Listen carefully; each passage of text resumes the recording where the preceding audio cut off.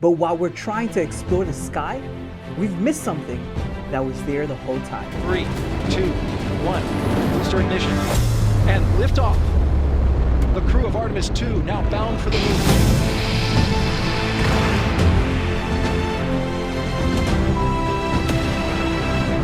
It's great to be with you all once more here at this sessions that we're calling From Creation to Creator. I've gotten all the positive feedback, the comments. So many people love this topic. And I guess I'm with good company because I actually do really love this topic. A few weeks ago, we went to Kennedy Space Center. Spectacular. Look how you can see the whole thing from the back all the way to the front. That right there is amazing. The Atlantis. And right here behind me, we have the Hubble telescope. I believe this is a replica because the Hubble telescope, they left it up there, but it's a replica. And this is the one that took all the great pictures that we have of galaxies and things like that. And one of the things that we saw there was the Artemis 2 that was on the platform already being ready to go to space. Artemis 2 is set to go to the moon. It's going to go around the moon and to the dark side of the moon. And that's the first time that we're doing it in over 50 years. That's just amazing. Artemis 1, by the way, already went unmanned. They went around and everything went well. So now Artemis 2 is going. And by the way, there's a whole plan to this.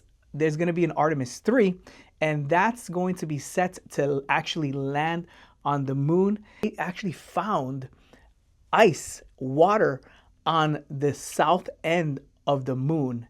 And the reason that that's so special is because what they're trying to do is they're trying to make it to the moon and use it as a refueling station, like a station to get water, to plant things, to have an actual colony, and even fuel, because you could take H2O, separate it, and use it for fuel, the hydrogen for fuel, and the oxygen for air, and the H2O for water. So that's just an exciting time that we live in. And that got me thinking of all the possible things that are in our universe that we're always learning. There's always a step more to learn, and things that are written down that we just don't know, and things that are still yet to be discovered. But if this is the first time that you're here, thank you for being with us. My name is Alex, and I like to make these videos of topics, relevant topics that are going to help you. So consider subscribing, following, because this is not just the only video. In this case, we're doing the series of creation, from creation to creator, but we do all kind of videos and topics that are really, really helpful to you. And if it is helpful to you, leave a like, leave a comment. Where are you watching us from? I for sure want to know. Leave us a comment. And here's the other one. If this video is a help to you, or if for some reason it is going to bless your life, I want you to do this special thing, okay? Share it with somebody else. Send it to someone, especially if they love space. Today we're going to be talking about the space and the universe. If they like this topic, send it to them. There's so many people, like I've said, that I've talked to that really, really like this topic. Without further ado, today we're going to be talking about the stars. In the last video, I mentioned how in the stars, the scientists say that there's actually more stars than there are grains of sand on the earth. Now, I want you to picture this, okay? Get this in your mind. There is no phones. There is no TV. There's no YouTube. There's no videos, no reels, no TikTok, no electricity. There's no books even. What is it that you can do? What do we have? And this is the case that people were living so many years ago. I mean, just in your lifetime, I mean, I'm sure that if you're watching this, you've seen technology evolve from videos and all these things, and we still kind of evolve it. Well, electricity hasn't even been around so many years in the scope of humanity. So before there was even electricity, at one point they had to invent the printing press, and before that there was very little books. So before novels, before fiction books, even non-fiction books, even books that based on truth, there just wasn't anything to read. So what people had was they would look up into the sky. And I know that you've probably done this before. If you have been somewhere where there's little lights, somewhere in the field, and you look up and you are able to see the stars, And it's just mesmerizing, honestly, to see the impact that the stars have, that the moon has on us. They're so bright. Where if you live in a big city, and we live in a medium-sized city here in South Florida, the light pollution, you can't really see it that well, but there are some places that you just are amazed at the stars. So I want you to transport you back to that moment where you're looking at the sky and you might not have cell service, and you start talking with people and thinking about stars, just saying stories. I don't know if you've ever been around a campfire. It's really good to do that. That's what the people from history, from back in the days, they used to do. And they used to look at the stars, and they started naming stars. They started saying, this is this name, this is that name. And that's what they would do. And eventually those same names, it got stuck. They wrote them down and they got stuck. And eventually, with great imagination, a lot of people have really good imagination, they would look up and they would say, oh, this is a connect the dots. So they would connect the dots and they would say, this right here is a constellation. And that is how constellations were born. And also, it wasn't just for storytelling. They would come up with stories. They would say, this is the story of the bear. This is the story of the serpent. This is the story. And they would make up these stories based on the constellations. But also, it had real purpose. They noticed that they could actually travel based on the stars. Remember, no GPS. Some of you guys might be a little bit older when you remember that you did not have GPS on your phone.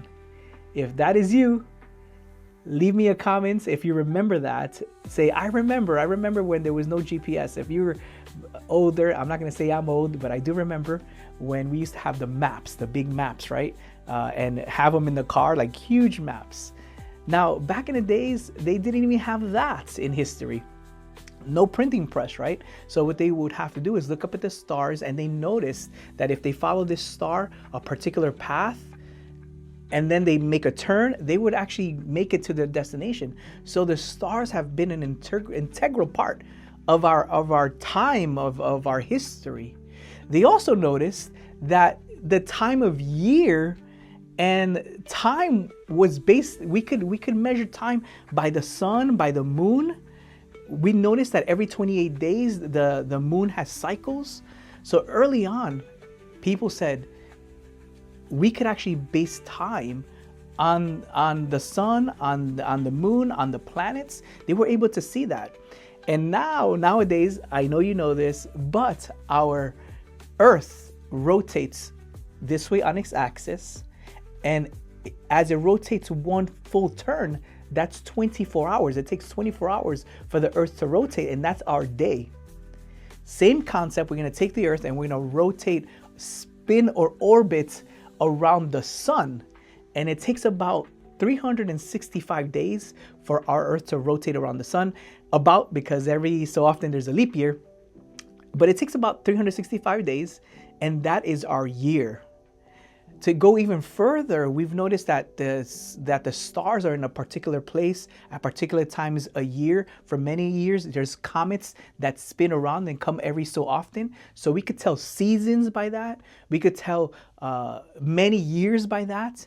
And people started to write this down, and it worked.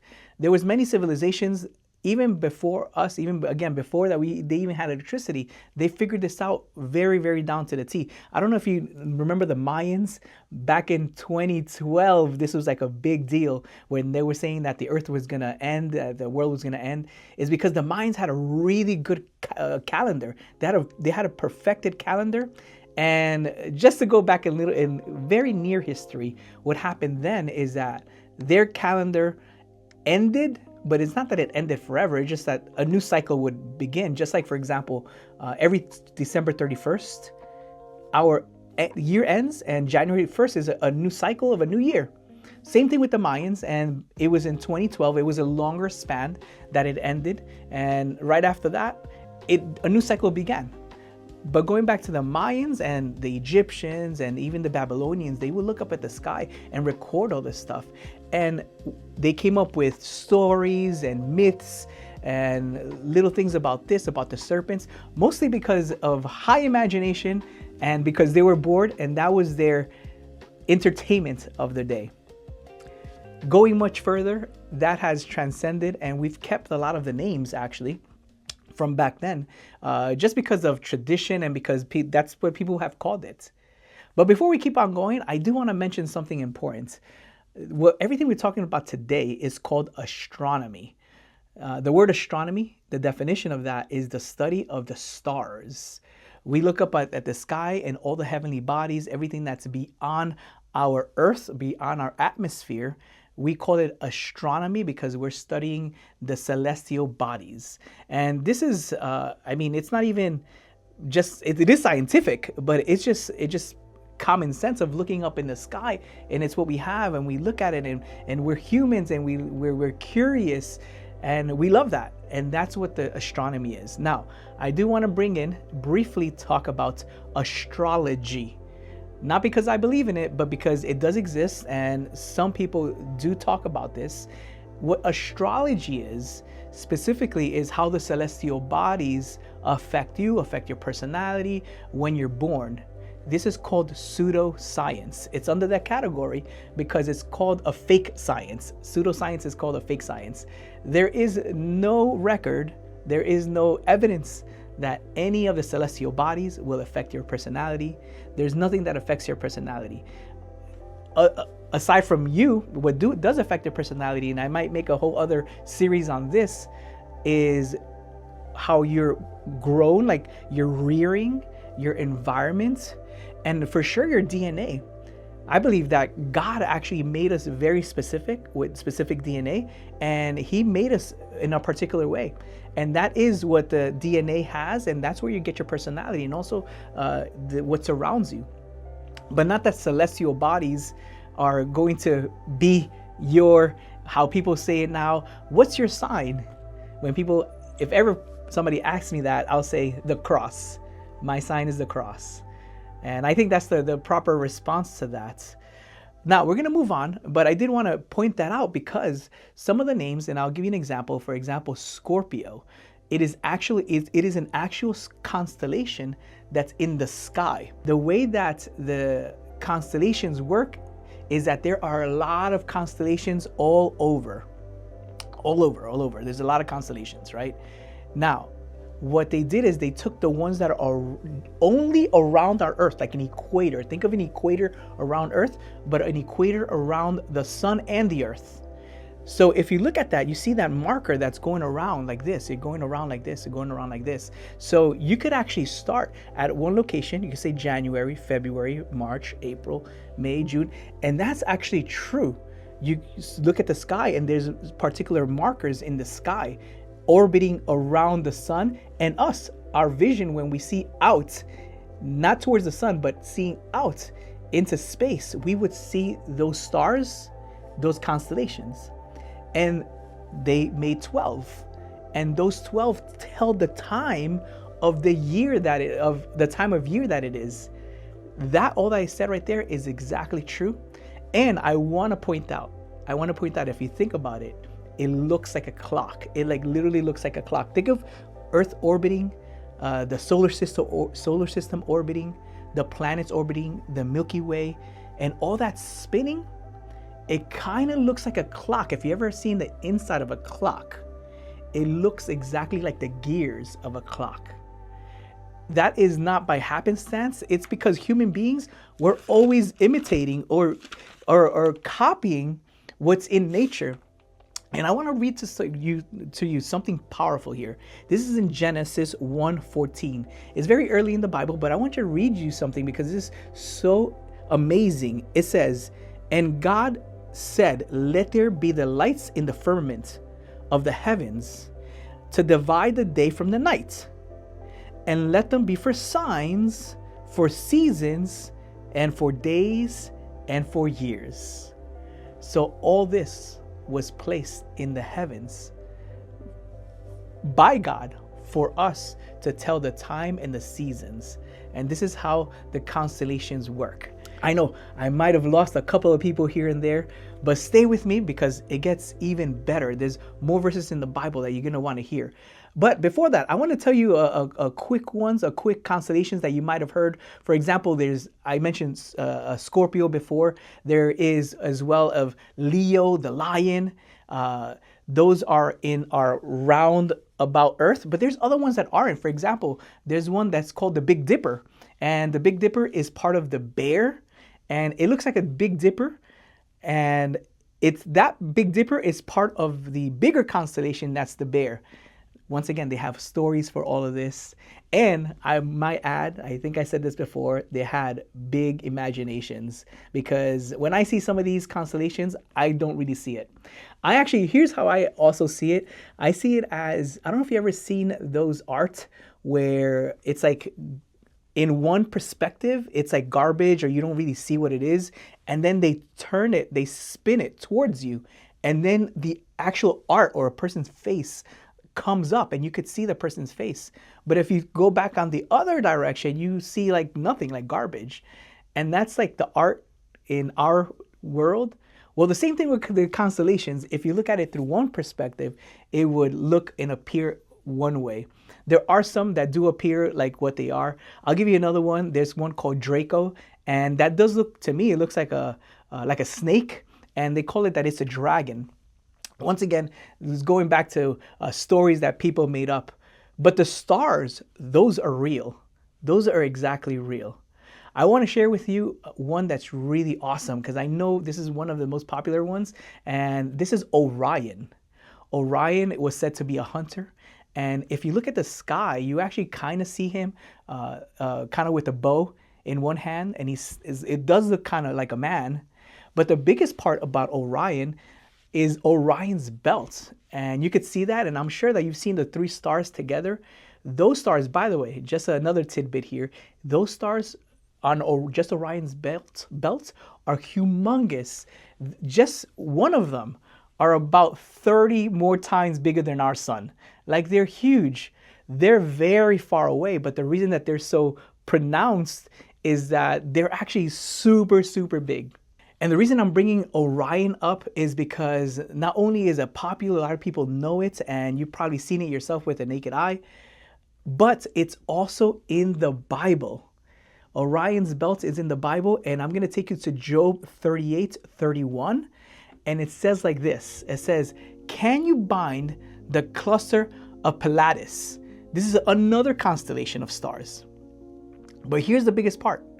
"Or loosen the belt of Orion? Can you bring out the Mazzaroth in its season? Or can you guide the great bear and its cubs?" Here's what this Bible verse is saying in Job. Job is talking with God, and God is talking to Job. Actually, I think at this point it was just a one-sided conversation. Job, if you remember in the Bible, he went through great tribulation, and even though he didn't curse God, he still respected God. He did question God. He said, "God, why me? Why did this all happen to me?" And he's seeking answers from God. And at one point, God does step in and starts talking to Job and answering some of his questions. But the questions were very, very harsh. He says, "Who are you? You're so small. Could you move mountains? Where were you when I created the earth?" He goes through these elaborate, very, very detailed statements. And one of the statements is this, speaking about Orion's belt. Can you loosen Orion's belt? That, honestly, that gives me chills just to think about. Think about the God so big. You think about those stars that are there, or in Orion's belt. They're so big, but yet God is saying that he can actually loosen Orion's belt and move those stars like they were nothing. That is an amazing, amazing sentence right there, a statement that he says. And he goes further, talking about the bear, like the bear that we were talking about, the constellation and a Big Dipper. That's what he was talking about. And there's a little bear, by the way, a little dipper. And he was talking about that. He's like, how can you move the great bear and its cubs? And this is God speaking about the constellations themselves. Another side note is that Job is the oldest book in the Bible. I know Genesis is the first book of the Bible, but Job was written before that. And we have here recorded that even before then, many, many years, even before the Greeks, mind you, the Greeks did a lot of the constellation myths and legends and wrote them down. But even before them, some of those stories were actually even transcended before, and the names were transcended before. So those constellations have been around for a long time. May I say, they've been around since the creation of the universe. And that is just awestruck of how we can see, by looking at the stars, we can see creation happening in real time. It's happening right around us. Now, we're almost at the end of today. I know, I don't want to close out, but I want to turn it just a little bit, because in all of this, I love talking about the stars. I love talking about science and astronomy. But here's what I want to turn it to. I know that we all go through something. Everyone we know is going through something. I'm going through something, good and bad at the same time. And I know that you're going through something, good and bad at the same time. And a lot of times we wonder, is God even in this? Like, where am I? Maybe you feel small. Maybe you haven't thought about space and the constellations and none of that, but you still feel small in your situations. But here's the thing. If God put purpose in the stars, if God put purpose in the constellations, the movements and seasons and all that, He put purpose in your life. And actually, what I would say is, He created all that for you. He created the universe for us. The stars and the constellations are actually an afterthought, because His first thought was you. It says in the Bible that God has only good things in mind for those who serve Him. And I know He has good things for you, because from the beginning of the universe, He created this for us to tell the seasons. So I'm not sure what you're going through, but I know that you will make it through.